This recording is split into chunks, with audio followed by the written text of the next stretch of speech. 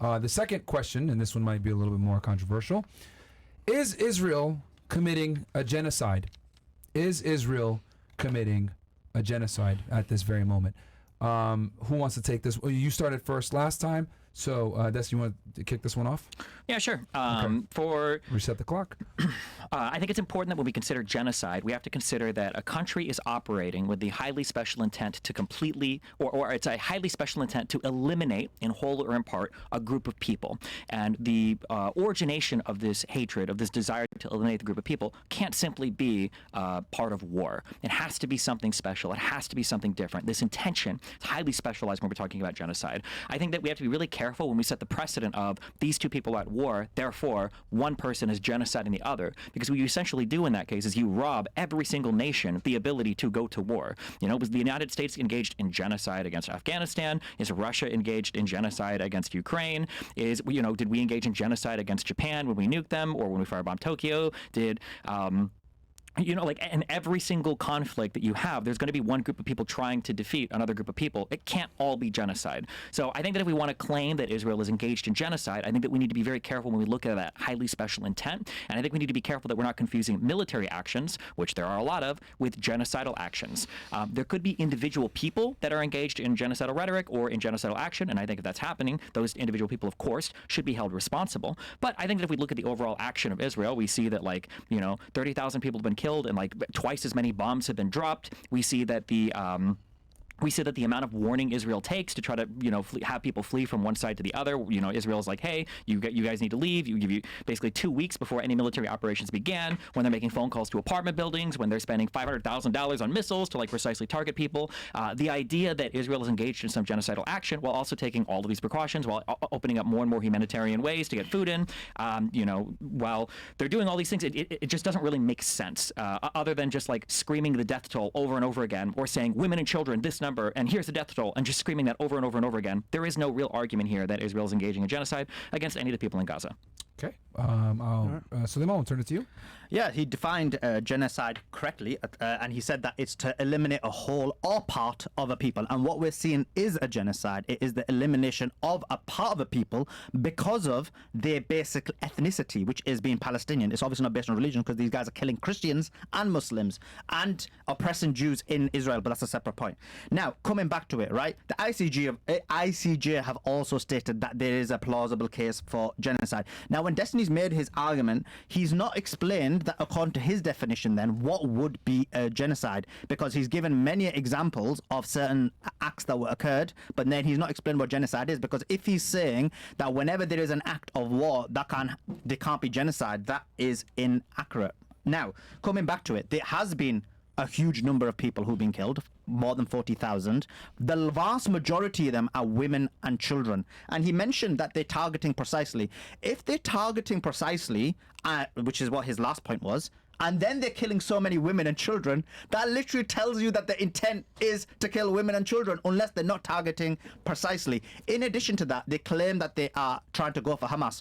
Up to now, we have no idea how many Hamas people have been killed. They initially were getting exposed because there was 1 to 200. So they were claiming that for every one Hamas, there was 200. And when they start getting exposed so badly, they changed the numbers. And now they're like, 13,000 Hamas people have been killed. But let's look at their numbers. If they're saying 13,000 Hamas people have been killed, when at that point there was 32,000 people have been killed, and the US themselves, Israel's own ally, said that 25,000 of them were women and children. According to their argument, all the males are Hamas. There can't even be a male civilian who isn't Hamas. And then many of the women and children are Hamas. Like, how crazy is that? Do they actually think people are that dumb? No. In reality, they are committing a genocide. They are trying to take out an entire people, and they're doing it because they are Palestinian. Okay.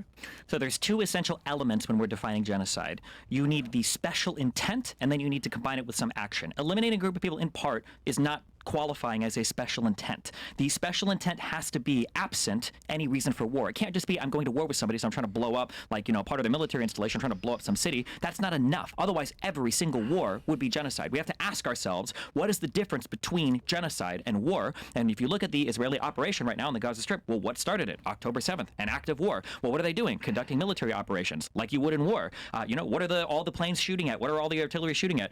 Is it really only 35,000 people have been killed with all of these Israeli munitions, with all of the Israeli airstrikes? Who goes to genocide a group of people while telling all of them to flee first? Who goes to genocide a group of people while saying, like, hey, we're going to make phone calls, and hey, we're going to open up humanitarian corridors, and hey, we're going to try to ensure that enough aid is getting in? Who does this? If anybody is genocidal towards the Palestinian people in the Gaza Strip, it would be Hamas. Hamas operates in a way specifically to induce the maximum amount of civilian deaths. They booby trap homes, so you don't know when you're entering a civilian house if it's going to explode or not. They hide munitions in basements, so when you're trying to figure out where these stockpiles of weapons are, you don't have a military target to attack. You've got to go through civilian houses to figure out where the arms are. They hide and they operate out of hospitals. Even though UNRWA and the chief surgeon of that Al-Shifa hospital said they weren't, we found CCTV footage that showed hostages literally being taken into the hospital with the doctors literally observing it. We saw Amnesty International say in 2014 that they know that Al-Shifa hospital was operating a interrogation room. All of these things have been well documented by NGOs, by international humanitarian organizations and everything, but for some reason we all ignore it when we talk about Hamas.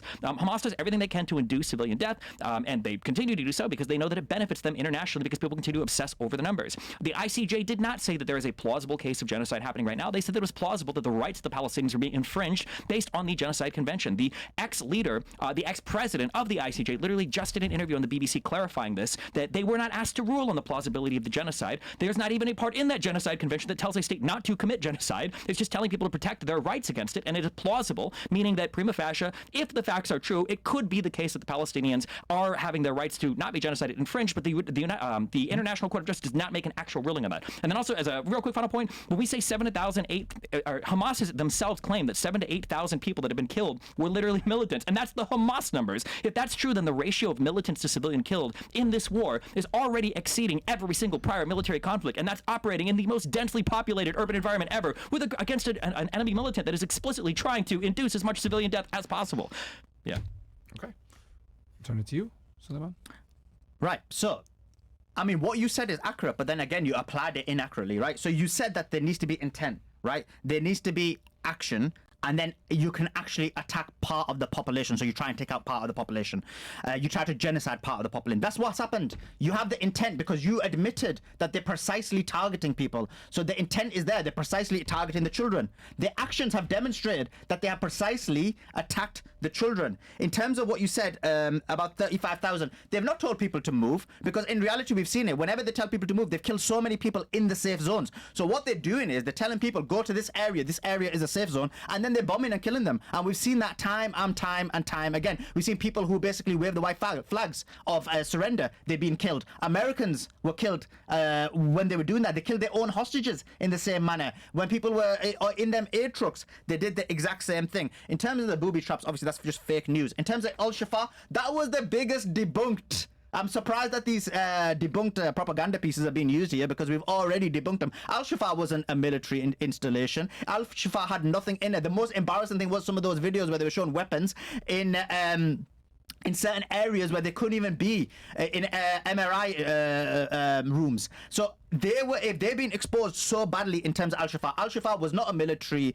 place. What happened was there were some injured people who were taken there, because injured people, irrespective of whether they're civilians or not, will be taken to certain hospitals. And that happens. And that happened to the Israeli hostages as well, because they were injured. And then doctors do their oath of looking after them, and that's what they did. Unlike the Israeli doctors who were basically supporting this genocide and supporting the attack on hospitals. This fake news about hospitals only because there was uproar about the first hospital they attacked and they got exposed so badly. In terms of ICJ, this is fake news what you said. They literally said it was a plausible case of genocide. And then you said, oh, and they're saying that the case was there to show that there was a genocide. So you admitted it in your own argument. Hamas's number never said there were 7,000 or 8,000 Hamas people killed. That is the most fakest news ever. Hamas keeps saying that there's not been those numbers. In terms of 35,000, I don't think it's that much. I think it's much more. Okay.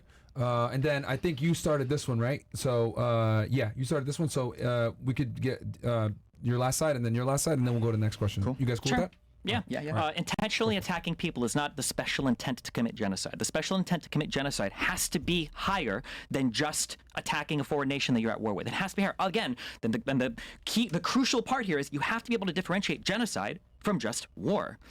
When you talk about Al-Shifa Hospital has been debunked, no, it hasn't. They tried to debunk the first one. They did it with very little satisfaction. But then Israel literally came back through and found that Al-Shifa had been re-inhabited by Islamic Jihad, by Hamas, and they had a whole other fight a month ago here. It lasted 2 weeks. Were they fighting for 2 weeks against Palestinian civilians in that hospital? The IDF has said that they've arrested 900 people as part of that raid, 500 that they've already confirmed as being part of Hamas or being part of Palestinian Islamic Jihad. There's no way that second siege took 2 whole weeks if it was just civilians. It doesn't make any sense. It's impossible. When you talk about attacking safe zones, Israel has only declared one singular safe zone, and that is the Al Mawasi Beach, which is west of Yan Kunis, and that place has never been, or Khan Yunis, that place has never been attacked by Israel. There's only been one report of a rocket blowing up there, and people don't know where it comes from. Some people say Israel, but it's on the outside of the beach. There's no video evidence of this. There's no actual picture evidence of this. So the idea that Israel is attacking safe zones that it's telling people to go to is just not true. When you talk about like aid trucks getting shot, that was a horrible mistake. That WCK thing was really bad. But you also have to acknowledge that Hamas literally operates out of aid trucks. They've operated out of ambulances. We've seen videos of hospital-garbed people picking up weapons and running them to the other side of the street to give to Hamas while they're fighting. So the idea that like Hamas is not actively trying to engage in exactly this type of behavior, and then to say like, oh, well, I've never heard of that before. Again, if you trust these international organizations like Amnesty International has it in part of their report for the 2014 going over a progressive a protective edge with that whole military operation. They show that there is an interrogation torture room as part of the Al-Shifa hospital. This isn't even contested in part of these international humanitarian communities anymore. And again, that the ex-president of the ICJ came out and said, we did not rule that genocide was plausible. She said that verbatim on the BBC because that is not what they were tasked with ruling. All right. And then, Suleiman, you can finish it, and then I think you go first for the second question because Desi went first on this one, then Desi will get last word on the next one. Okay. All right, go ahead. Right, so coming back to it, right? Of course, there has to be special intent because the intent needs to be there to do it. That doesn't mean, and what is the intent for? Intent isn't to kill. No one said that. It said the intent for genocide. And we've said that intent was there to have genocide, to do genocide. And the prime example is you admit that they specifically target certain areas as precise attack. If you're precisely attacking and you're killing so many women and children, that demonstrates your intent. In terms of what you mentioned about Hamas, look, in terms of October the 7th, they were resisting occupation, and so again this is another false notion where you try and make it look like things started on October 7th. In terms of Al-Shifa, the 2 weeks thing, that is completely fake, right? Because in reality, what happened was they'd completely darkened the area. Nobody knew what happened. What we do know is as soon as it was undarked, or we were able to see what actually happened, we saw a scenario where they had killed so many civilians. They had massacred so many people. We saw graves with 200 people, 300 people, 400 people. It was crazy. It was one of the worst massacres we'd ever seen. This history will remember the level of massacre that occurred around the area of Al-Shifa, not specifically Al-Shifa hospital. It wasn't Hamas. These guys went and just absolutely pillaged and destroyed the place. There is again zero evidence from people saying that Al-Shifa had any facilities. Actually, their videos got exposed. When we looked at the videos, none of them were inside Al-Shifa. None of them had actual bases in Al-Shifa. The calendar was so embarrassing. They'd created it. The weapons, they brought them in. It was so embarrassing. In terms of safe zones, completely fake news that there's only one safe zone. There's been many safe zones. Rafah is an example of a safe zone that was attacked and was killed, and many innocent people were killed in safe zones. I posted many videos in terms of people being killed in safe zones. In terms of the WCK that was attacked, it's so embarrassing. It had the logos on there. These guys knew that was one of the few places that they're going to allow to give aid. They bombed one.